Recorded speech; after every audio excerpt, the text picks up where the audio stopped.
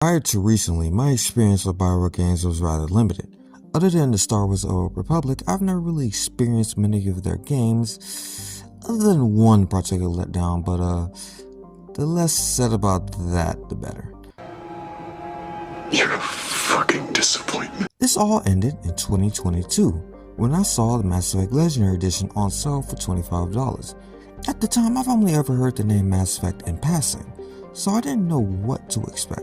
So I bought it, loaded it up, and immediately was sucked into one of the greatest video games I've ever played. The story, the world, and especially the characters absolutely enthralled me from the first second of the first game to the last second of the last game, taking me on a journey that I really wasn't ready to be taken on. Bioware knocked it out of the park with this trilogy. However, that wasn't the only trilogy that they made that garnered such acclaim in gaming history. I thought it was about time I experienced Dragon Age games for myself, with the release of Veilguard being only a few days away of me writing this. I was gonna play the whole series before Veilguard released, but due to several factors, I could not make that happen. It totally didn't have anything to do with me playing Mass Effect 6 more times on 2 different platforms, cause why would anybody ever do such a thing? That seems like an incredibly irresponsible thing to do. But enough about that, let's talk about the game that started off this series.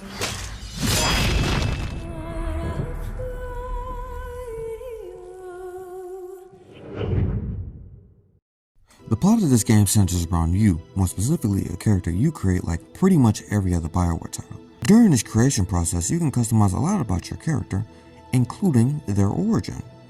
Origins are basically different starting options you get to pick from. They function as this game's way of introducing players to various aspects of this setting.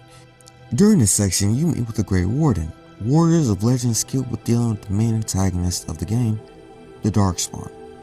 You are recruited into the ranks and have a major battle that the Warden fears is sort of a huge invasion known as a Blight. All is looking manageable until this dickhead decides that, you know what, I'm gonna betray my king now, causing the battle to go to shit really fast. Most of the king's army is left in shambles, with the king himself look like he had a run-in with a certain prince. I'll break you!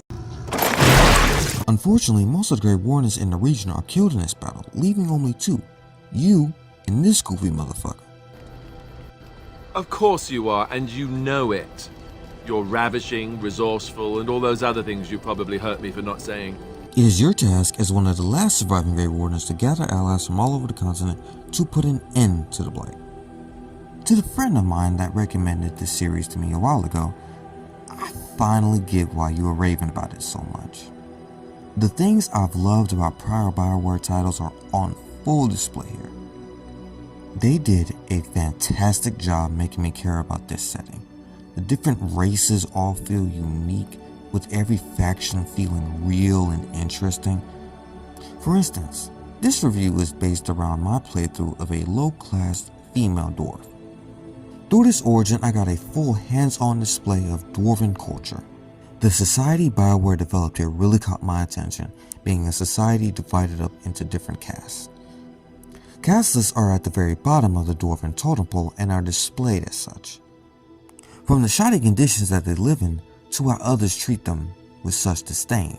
It made me interested in what the other origins look like, because if they're all as detailed as this one, I may have another series that I played for an insanely long time. Don't understand. You look like a woman. You are a Grey Warden, so it follows that you can't be a woman. It would be a mistake of me not to talk about the companions, because they shine here as well. I'm quite fond of games with lively companions. Oh, gods, I want to ride you till you see stars.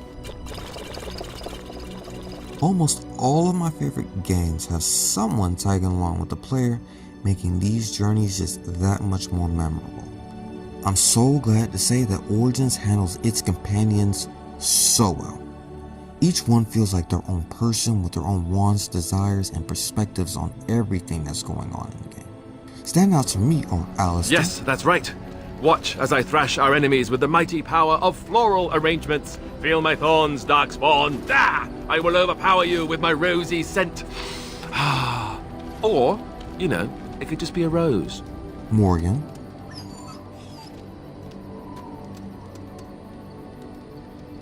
Oh, he's just trying to be manipulative, I can tell. I do it too. Regret the life Wynne. you have lived. It's true. I regret it all. Must you be such a child? Are you incapable of a single serious conversation? And especially Shale. So the Dalish leader misled us. Are you really surprised? You? No, just trying to picture his little elf head squishing. Ah, there we go. Shale, as of now, is my favorite character in this series without question. Incredibly funny, charismatic, and deeply interesting, being a dwarf turned into a stone golem. BioWare set a standard for games with companions that I've loved for years before I even played any of the games, and I thank them for it. Wish I got to utilize more of them, but that's on me for how I usually play these games. Although I do wish I spent a little less time with a certain follower. Hot. Not that Ogren is a bad character or anything, I just don't vibe with him. Sorry, Steve Blue. His humor doesn't really get much out of me other than making me wish I brought our dog instead of him. He's the only companion to return in the Awakening DLC, which kinda put a bad taste in my mouth as I really wanted to see literally anyone else but didn't. Well, besides Wynne for 2 seconds, which was nice. He's fine, but I usually leave him out of my parties for that reason. Also because his playstyle didn't really help any of the builds I was going for. However, I'll get into a discussion about gameplay in just a second. All in all, I love this group of weirdos. I have noticeably fewer positive things to say about the gameplay of this game. I couldn't put my finger on what I didn't like about it until I played Dragon Age 2. Origins is class-based, meaning you pick a class at the start of a game and you level up that class throughout the game. Each level letting you increase your base stats, along with letting you choose an ability to utilize during combat. For the most part, combat felt like I was just pressing buttons to make my character do slightly different animations. It felt very repetitive after so many hours, resulting in me, a few times, zoning out during combat in a game that definitely can't play itself. I recognize that this might just be a me thing, however I can't say I ever was looking forward to fighting. Traversing can be a pain too. There are plenty of locations I wish I could just fast travel from, but the game just would not allow it. And don't get me started on that goddamn phase sequence. That shit was the most boring section of a video game I've ever played. Some of these issues do improve in the DLCs. Shale, for example, is one of those DLCs and is actually pretty fun to control. Along with that, Awakening adds new moves to classes that are much more engaging than their base game's counterparts. But most of these complaints do seem to be taken into account with what I'm seeing in Dragon Age 2 so far. In 2, the combat does feel pretty engaging, thanks to more flashy visuals and unique animations. Haven't played enough to judge many of the factors, but I feel like it's an improvement. If I'm missing a layer of Origins gameplay, I would appreciate any information down in the comments. This next section, I want to go over the DLCs that this game has, which come in 2 different types. One being main game editions, and another being additional campaigns. I will go over my thoughts on all of them in a rapid fire fashion. A Stone Prisoner introduces Shale, who I've already said is my favorite character in the series, so there's not much else to go over. The only thing I can add is that you do get her through a pretty fun quest revolving around saving a little girl from a demon disguised as a cat. Warden's Keep introduces a nice little dungeon you get to explore that includes 2 new skills that I personally use for the rest of the game. An interesting experience, although I wish that the location became more relevant as the story of the base game continued. Return to Ostergard was a trip down memory lane with a great character moments between Wynne and Alistair. Leanna's Song was the first additional campaign that I played that fleshes out the story of one of the companions you get in the base game. It was fun, short but sweet, and it definitely didn't overstay its welcome.